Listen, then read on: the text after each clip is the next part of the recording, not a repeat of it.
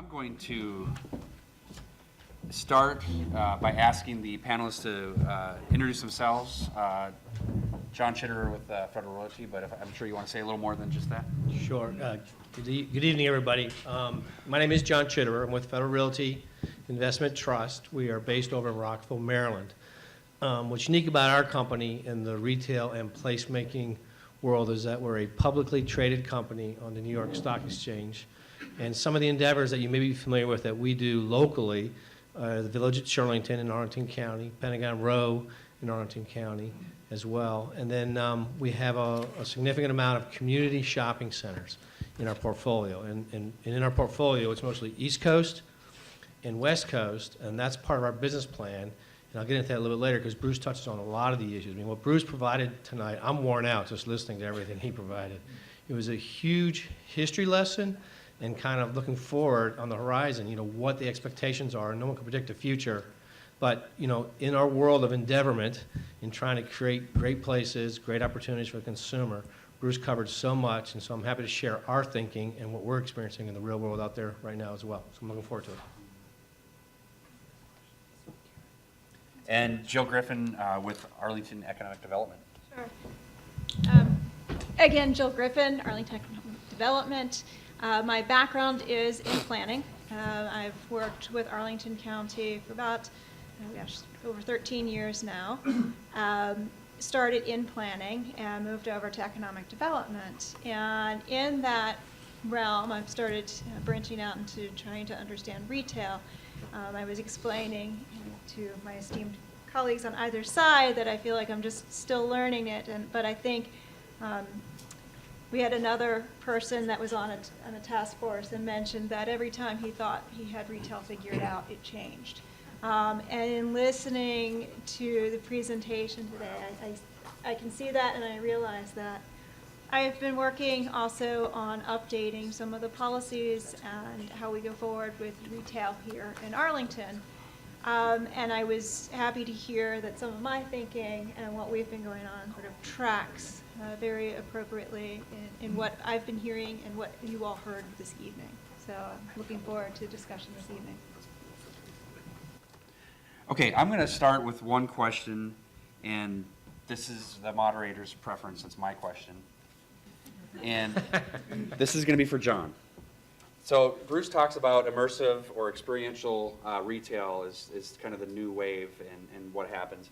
First of all, I'm curious, and I'm definitely familiar with FRIT or Federal Realty's projects and how you have addressed placemaking and making it an immersive experience. How do you continue to adapt to the trends, and what's next? Okay. Wow.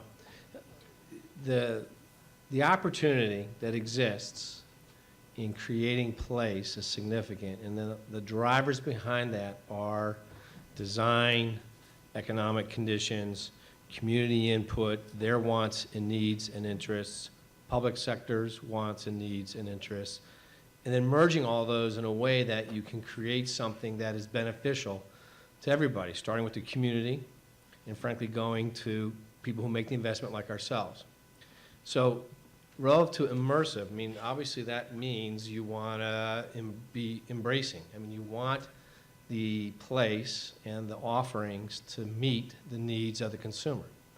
And a lot of times, an investor will go out in the marketplace and they think they have all the answers, and we don't. And the sooner you recognize that, as soon as I recognize that, the better I will be able to respond to you guys, because I need you guys as a consumer to be attending or going to our properties, and you're there enjoying yourself, spending your hard-earned dollars, enjoying the experience, the food, the retail offerings, the goods and services. And if you walk away with a pleasant experience, chances are you're going to come back again and continue using that property. And so there's nothing magical about it, but maybe one of the biggest things to understand is really listen. I mean, really listen. And once you understand where the various constituents are coming into the equation, then it's trying to find a balance. There's no right way or wrong way. It's finding a balance of the objectives, economic, social, environmental, and a lot of other things that make up that composition of, from my perspective, an investment. And hopefully my goals are in concert with your goals. And so I think immersive means all those things. It's not just walking into a pleasant plaza. It's walking into a space and experiencing the space, the total experience. Okay. And, I'm sorry, because you asked about the future? yeah, where are things going? Yeah, that trend started in 6 BC in the Agora, whatever. So there's nothing new about what I'm talking about, but it's how it gets thought through and put in place. And so where it's going, place, experience is really, really important. Design on the ground plane. It's not about architecture necessarily. It's about the ground plane and what's happening at that level that I think what really attracts people. So I think there's going to be more and more emphasis being placed on the public space planning, design, and execution. Okay, thank you. Bruce, did you want to say anything else on trends, or is there, are we going to stay in this place for a while? Well, I think the trend is that it's changing. You know, I think The we're in trend this, is the you know, change. I like to use the word adaptive, but we're not at where we're going to be. I mean, I think we're in this massive transitional phase, and I think it's going to take another 5 years at least for the merchants really to figure out this new pattern. And so I think the emphasis today is on transition.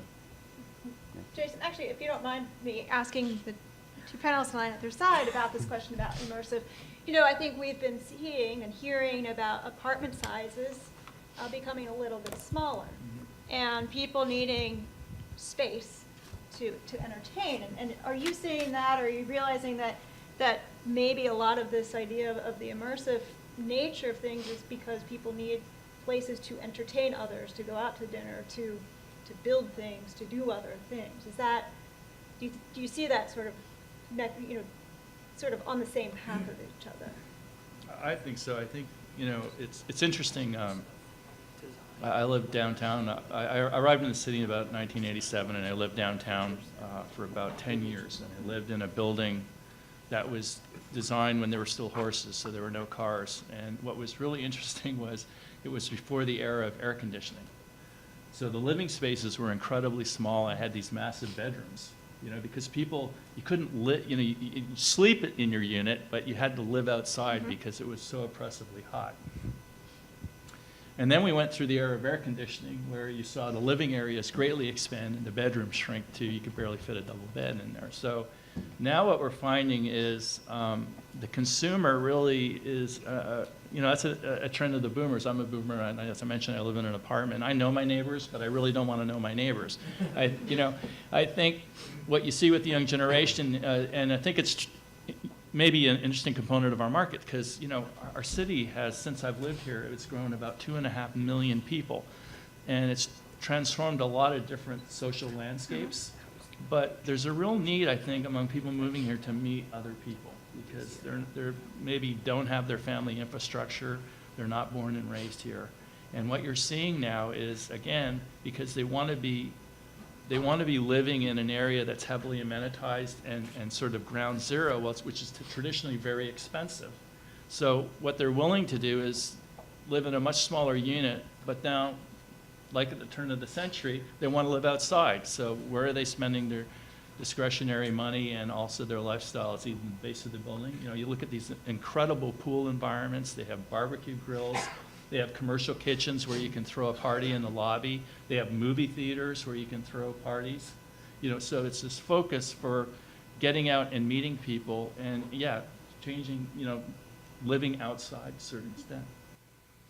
Yeah, Mike, it's kind of a trite saying, but it's like the new big is small, and I think it goes to some of the things that you're seeing, and it works in retail too. I mean, in the power center era that Bruce talked about, I mean, that was an era where everything got big, and power center, frankly, became a curse in the communities. And while there's a place for that size, large format retail versus saying big box, large format, maybe less of that. Same thing in residential. I mean, I think you'll see, and Bruce talked about the amenities. Amenities are important to people. I think the actual living space in your 24-hour daily existence, if 8 are sleeping and 8 are working, that leaves you with 1/3, doing something else. Well, it's not necessarily out of those 8, how much of it is in your apartment. It's out. And I think that's kind of human nature.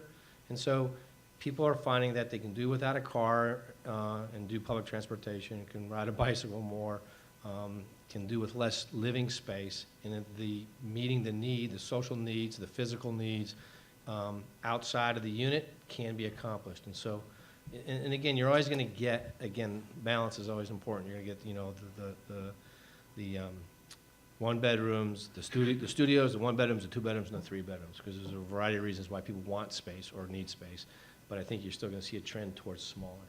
Yeah, it's funny, the apartment developers are calling it the amenity arms race, because, you know, they're all trying to one up one another. Yeah. There was actually a recent conference, and that was exactly the whole theme. It was about the place. I mean, why do I want to rent there? Well, it's not necessarily because of the unit. It is, but what outside of the unit makes it special. And so, you know, that the amenities, the dollars going into amenities are really an important dollar. And so hopefully that's done well, and I think you'll get the kind of rent you need and the number of tenants and the occupancy.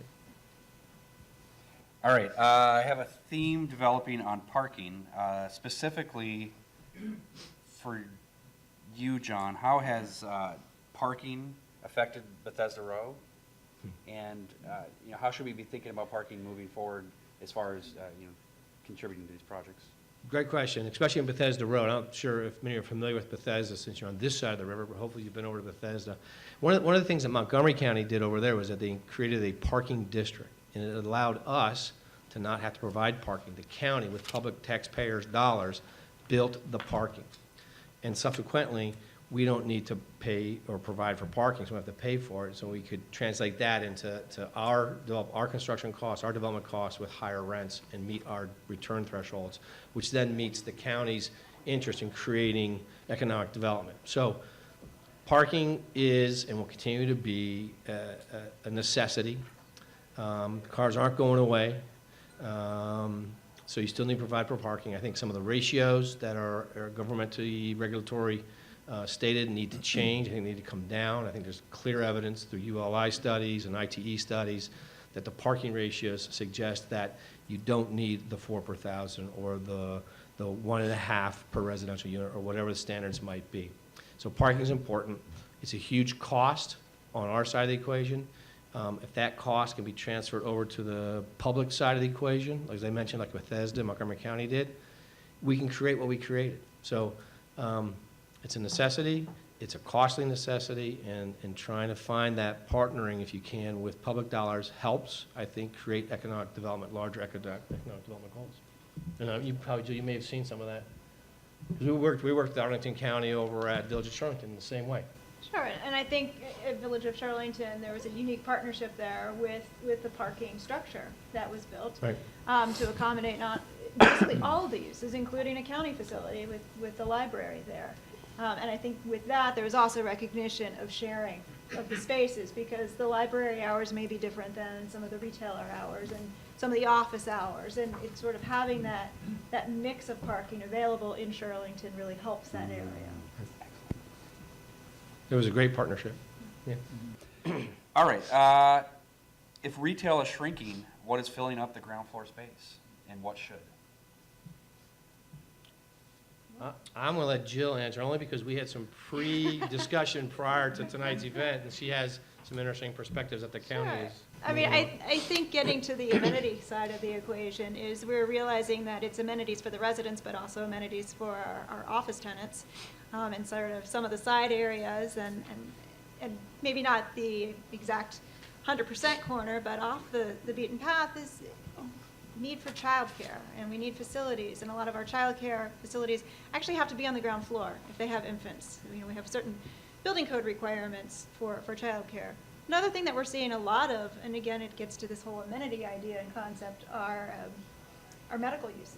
And hospitals and others, they're going toward a trend it's much more of a retail-oriented trend of working with people to get them into the system and then being able to spread them out, you know, and sort of take them from the urgent care or, you know, minute clinic type thing and then put them through into the hospital system if they should need it. You know, it was interesting, I was telling John earlier, we have a unique project, I think, that's happening in Crystal City, and Rob, I see you here, Tech Shop opening up. It's a makerspace. It's going on the ground floor. Interesting idea and concept. Again, it gets to the idea that the apartment spaces are smaller and sort of this sharing mentality, and that you can go in and sort of qualify yourself on a variety of different pieces of equipment, from welding equipment to woodworking equipment, from using AutoCAD and CAD based, and then 3D printers. So we think we're finding all sorts of interesting things, but the service and amenities that are starting to fill in some of the spaces too. Yeah, I think, to me, something crossed my mind, it's really a question of density too. If you look at Manhattan, basically almost every block has retail throughout it. It's because, within a walking distance of any corner, there's 1 million people living there. So really what we're saying about retail getting smaller doesn't apply to Manhattan, okay? So when you look at a corridor like the Boston Roslyn, I always think retail can't be everywhere, but what you want to do is concentrate. I call it like pulsing the node, but you do need synergy still, and you need that co-tenancy, but it can't be everywhere. And when you put it everywhere, it gets diluted. And what you want to do, retail to me is like a party. It really feeds on human energy. So you want to get the right kind of corridor. And the problem with arterials is they're too wide for cross shopping, right? And I don't like to sit at a table when somebody can go 50 miles an hour by me, So it's finding the right streets and collections where you can cluster your retail to create in the right environment, because remember I said environment is king, and really be realistic about the retail. And then where retail doesn't work, don't put it there. It might be okay to have apartments on the street, like with stoops and cute little street trees and little urban parks. The retail doesn't have to be everywhere, but to me, but it does need to be in the right environment today. And I think that's really key, is looking at your communities honestly and the infrastructure, and really targeting the retail where it has the greatest chance for success. And let me offer, I guess, a perspective from the investment side.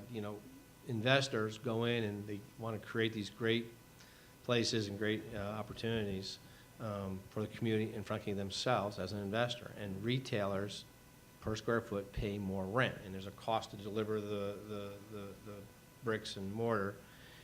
And the higher the rent, potentially, the higher my return is. And so some of these alternative uses that Jill talks about, but absolutely have merit, don't necessarily surface first on the investor side, because it's not going to give us our highest return. I'm talking in general. I'm not talking about for Realty per se, but in general, that's kind of the math, if you will, of how an investment works. So trying to meet, again, as I said initially, the needs and wants, maybe from the public sector side, of diversity on the street, not just all retail and restaurants. It's finding that hopefully the right formula. But I think those kinds of uses absolutely have merit in a community and can be incorporated.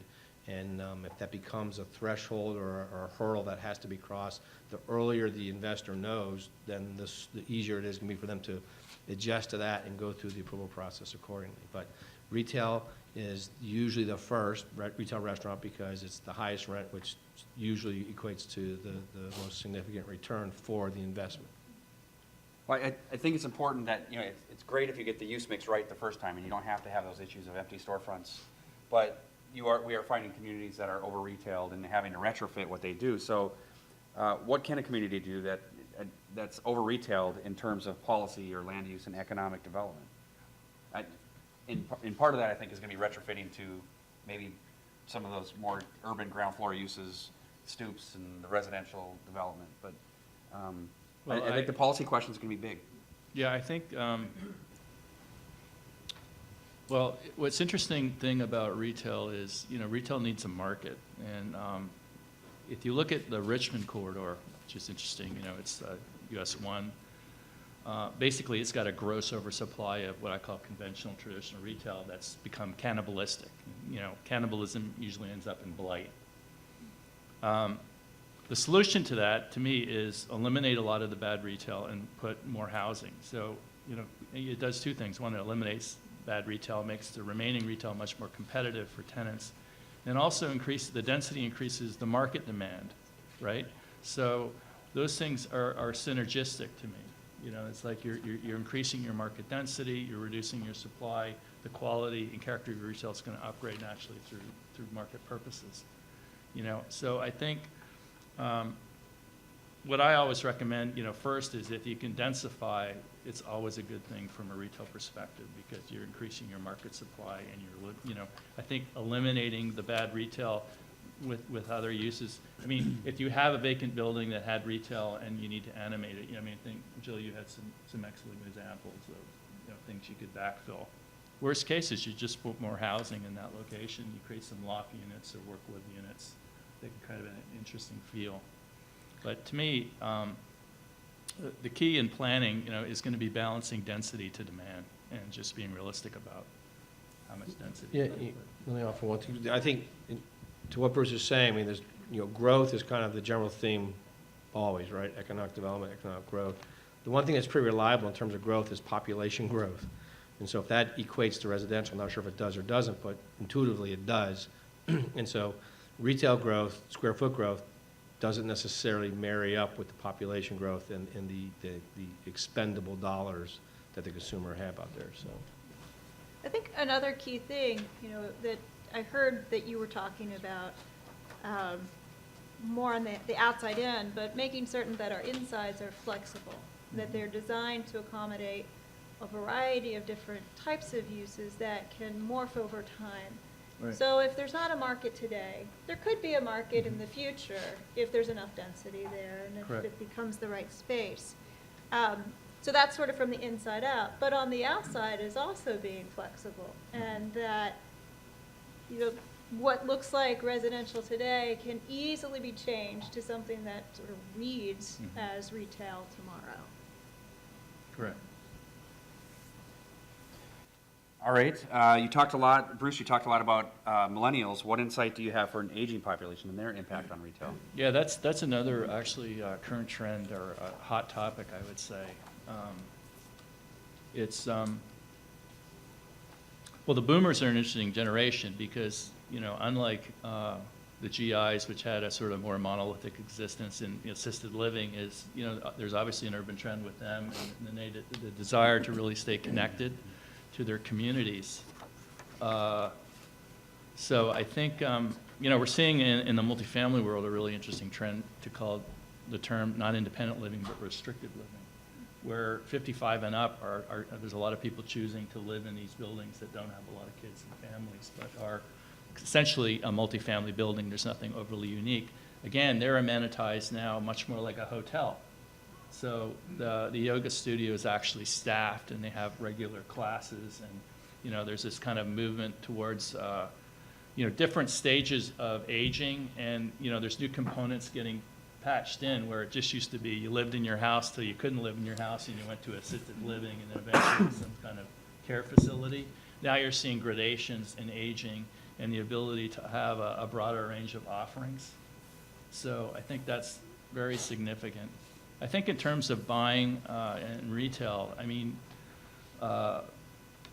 you know, there's probably less focus on stuff and more focus on experience among the aged because, you know, as you're downsized, you don't need 10 sofas, you don't need a massive kitchen, but you still like to eat out, you still like to get out in the community experience. And we're seeing really that trend shown in our leasing efforts, which are really today heavily focused on food. You know, it's really, it's an interesting thing too about the millennials just is,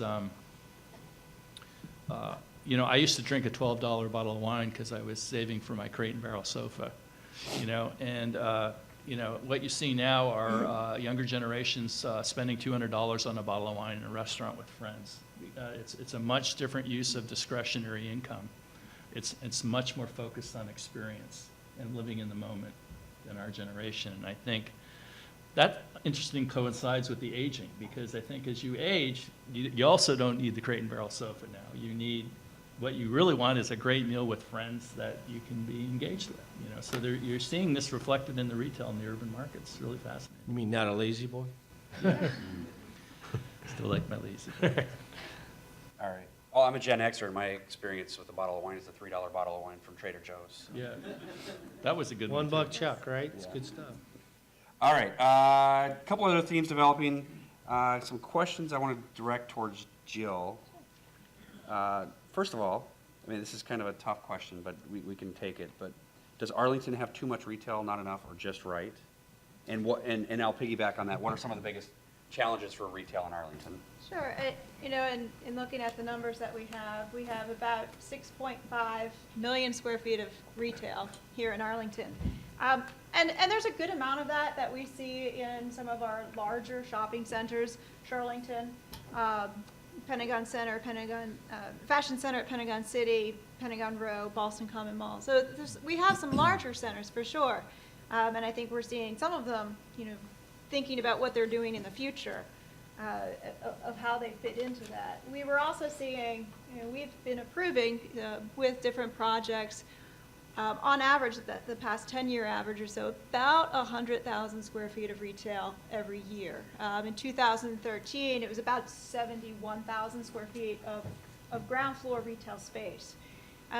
I think our nomenclature is in the mode of changing right now. I think we were using retail, and retail means a lot of different things to a lot of different people. And quite truthfully, some of the space is really being used more for commerce uses and services, and not just the true retail.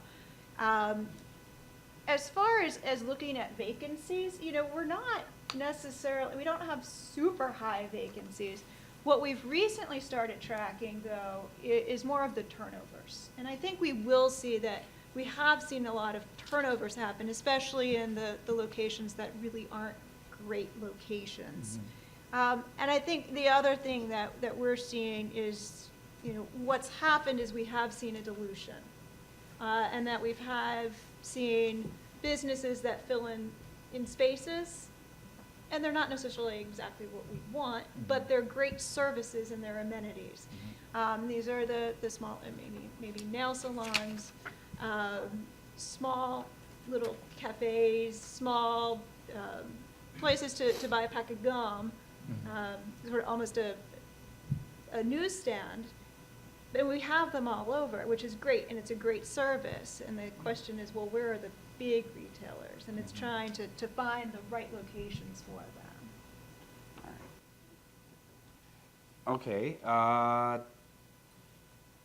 I'm sorry, I didn't answer if we have too much or not. No, that's I kind don't of think rhetorical we in a way. yeah. Can't really answer that, I think. But I think it depends on who you ask and Yes. what time you ask them. and where you are when you ask. Can I ask Jill a question?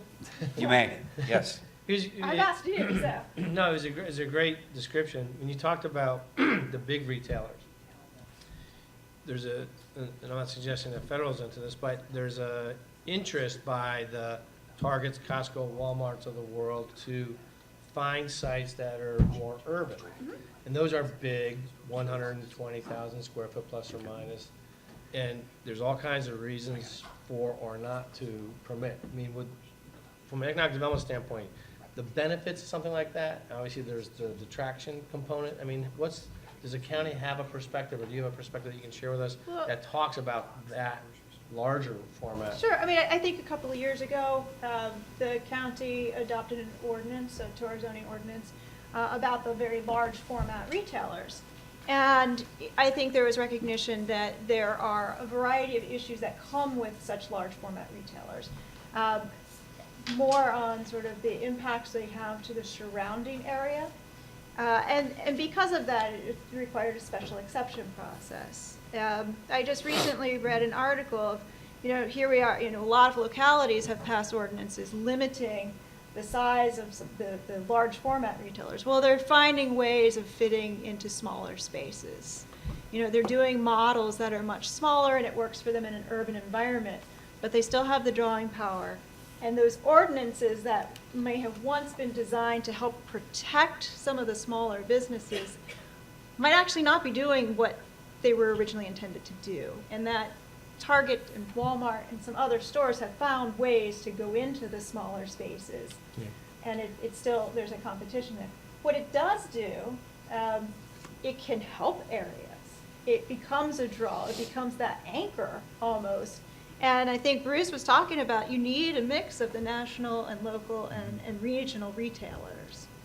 So I don't know if you've seen anything. When you're targeting. No, I think that's key. The one thing I pay attention to is basically a lot of the mid-sized anchors to large anchors, they're really based on volume of sales much more than sales per square foot. In other words, they're high volume, low markup. So one is, and that's why they traditionally always needed a lot of cars, because basically they required a lot of volume. I remember years ago I was working on the Miracle Mile, and they had an Old Navy, which at the time was at the peak of their game. In other words, they were a really hot tenant, and they couldn't make a go of it because the parking wasn't working for them, so they couldn't get the volume of traffic. And other stores like Marshall's and that require that. So you can overcome that like you do downtown, like in DC, USA, because there's just so much population density and it's on a metro line, is that you can get that volume to work for the mass merchant through just pure pedestrian volume. But if you don't have that, like say you're locating in a less, it's kind of in that tweener where you're between metro stops and there's not a lot of parking infrastructure, you have to be really careful about trying to plug those stores in, because you can question whether they can survive there.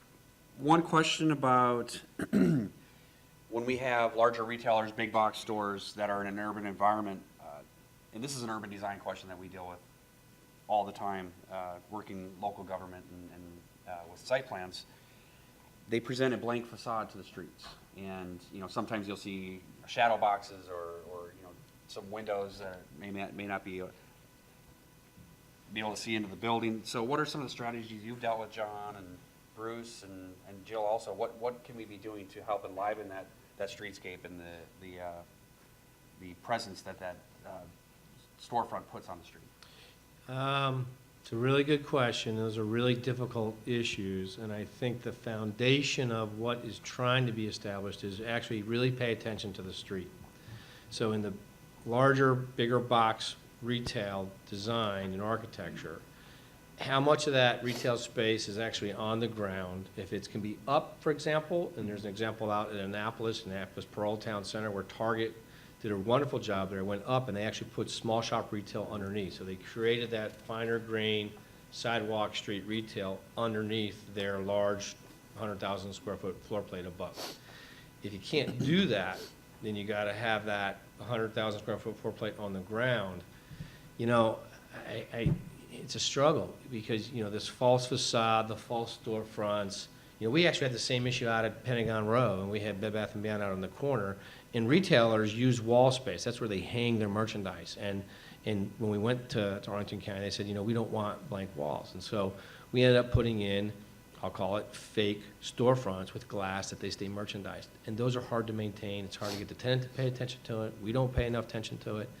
So they're really difficult issues. So if you can forget the architecture for a minute and create the sidewalk experience so that it's pleasant for those that are passing by on the sidewalk, between the paving, the landscaping, the benching, even the types of trash cans, a fountain, artwork. I mean, there's a list of things you can do to make that experience better.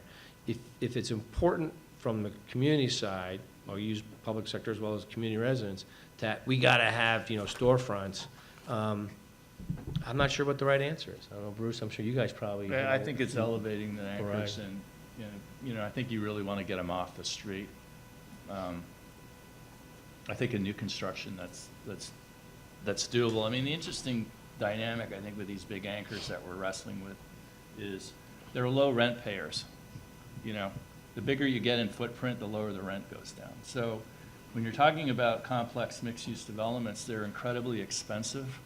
And I find, particularly when you used to come, the other interesting thing about anchors was they were heavily in parking demand. So you're combining really low rent with high parking demand.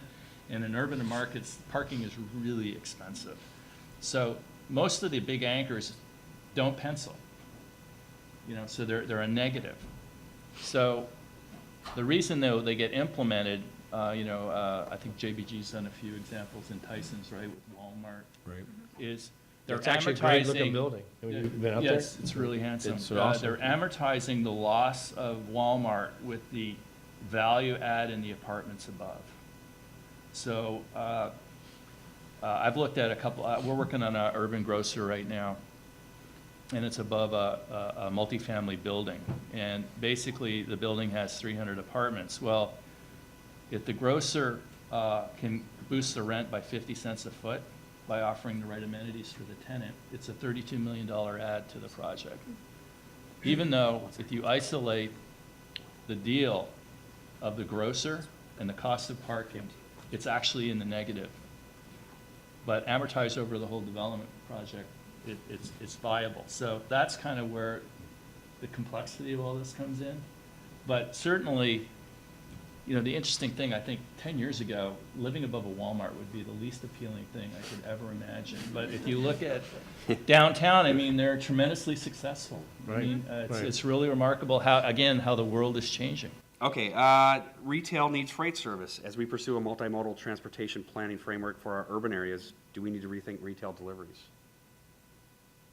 But, I mean, I think it's rethinking deliveries in a variety of ways. As Bruce had pointed out, some of our stores are shrinking because they don't need to carry the inventory. But the inventory has to be somewhere.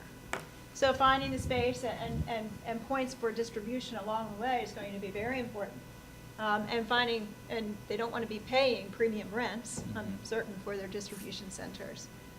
So I think making certain that we have areas in the region for sure, and maybe not in every county, but definitely in the region, that we have areas to accommodate these distribution points. So that consumers that are purchasing perhaps online, you know, they go into the store and maybe purchase online, that they get their product within a day or thereabouts. So I think that's going to be a very important piece of this transportation. I'm not certain about freight per se, but I think it's... Well, I mean, I think the question was, you know, as you get a lot of stores in urban environments, right, obviously the service infrastructure is limited. No. So you take Bethesda Row, because I go through it every morning, it's a free-for-all of purveyors. You know, and none of them will use the alley because they don't want to get trapped because they got 10 more stops to make. So it's like double, triple parking and this sort of chaos that occurs between 7 a.m. and about 8:30, you know, and that's kind of a reality of having successful retail.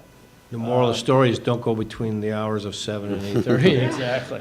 But I mean that. And I mean, in this series, I just want to build on Bruce's because there's a trade-off, right? I mean, you want that in your community, and one of the side effects is, yes, you're going to have 60-foot tractor trailers coming through your community at certain times of the day. So if you don't want that, then maybe you don't want to live there. But those are just a realistic answer because you got to get the goods into the store so Yeah, they can't parachute them in. can buy it. Right. Well, Bezos there, he's Well, close to parachuting them in. But that's a few years away. But those are the hard realities of a more urban, dense area, right? You have more trash, you have more noise, you have more rodents, you have more all those things. And it's a trade-off. If you as a consumer can accept that and live in that environment, and it's been going on, if you look at Bruce's model in the early 1900s, and look back at all the growth of cities then, all those same issues existed then, and they exist today, and they'll always exist. You So know, most there's a way to deal servicing with is it. done FedEx for non-food uses It's and cha- UPS, and it's Yeah. all done through the front door. So there, you know, there's an emphasis on putting all these loading bays everywhere. The stores don't use them, okay? The only one who uses loading bays are grocers and really big anchors. So I would Right. say get rid of the loading bays and get really strategically designed trash, because the one thing about urban retail is it generates trash, and that's more of the key focus or a key component to focus on much more than loading. Because loading, it's just like the home, these trucks go all day, you know, and it's like a more fine grain, they're pulling up, they're leaving, they're pulling up, they're leaving, and it's not really as disruptive as you may think. The purveyors are, because they gotta hit it between Right. that certain period. With the trash, I'm guessing the food industry, the food services, they're really generating Yeah. sort of the bulk of it Yeah. and the different types of trash that you're seeing. And I recommend actually over large trash areas that contain it for large periods of times, that's inviting rats. I always think smaller areas that more frequent Frequent. pickups. You know, and again, those are management cost issues, if you will, and they can all be dealt with, all right? And so, I mean, it's not like they're insurmountable, but they're difficult. And so it's, again, you know, trying to find the right techniques and remedies to hopefully meet everybody's interests and concerns. All right, we have time for one more question, and it's a couple of them I'm combining here. So if you could talk about how the streetcar, and quickly talk about how the streetcars in both DC and Arlington will affect retail in the areas, And then how might retail that's accessed by different modes of public transit, such as streetcar versus metro versus bus? I mean, how would those potentially differ? Or maybe not? Well, I think you got to separate multimodal with, like take TOD and transit centers. Like, for instance, if you put retail around a metro stop, like, I can't take my coffee on the train, right? And when I get home at the end of the day, I'm really tired, and I don't want to have a drink because I got to drive home to Manassas, right? So I don't want to overemphasize, mass transit's important for driving density, right? And it's the captured density, it's the people living in all the apartments around the retail that drive the retail. So it's an indirect relationship. So having light rail is really good because it allows you to put more density on a corridor, which increases your retail demand. So like I said, the example of Manhattan is always the extreme example where retail just thrives there and it's everywhere because there's just so many people, right? Where retail starts to suffer is there's not enough people to satisfy the demand. So I think I always look at mass transit as an effective way of removing cars from the road and allowing more density to occur. And then what you're seeing is retail now is revolving much more at the neighborhood level and it's walkable. So my example of people aren't shopping for the whole week at a grocery store, they're going 4 or 5 times. That's a walking trip involving bags. So that's kind of the real, John, the strength, and Jill, the strength of multimodal is I really believe it. I think it's totally key for, you know, removing cars from the road and increasing, you know, the quality of life in our cities. But it doesn't necessarily drive retail directly, it drives it indirectly. Yeah. I guess a quick question for you. I mean, you've probably seen it in other localities. Construction and massive infrastructure projects that are going on in front of retail spaces Not can good. be challenging. Mhm. And I think it's going to be up to the county to really work with our retailers in these areas to make certain that that people know that they are still there and that they are still open. Right. And I think my guess is you've seen that throughout the country, and you know, and it's not necessarily a streetcar project, but any other major infrastructure project Retail that's going hates on. any form of construction, yeah, as a rule. Yeah. So I think we need to be sensitive to that as a county Absolutely. and also as a community. Yeah. Yeah, I don't have anything to add. Alrighty. Well, I'm going to start to wrap up here. So thank you very much, panelists, for the enlightening discussion this evening.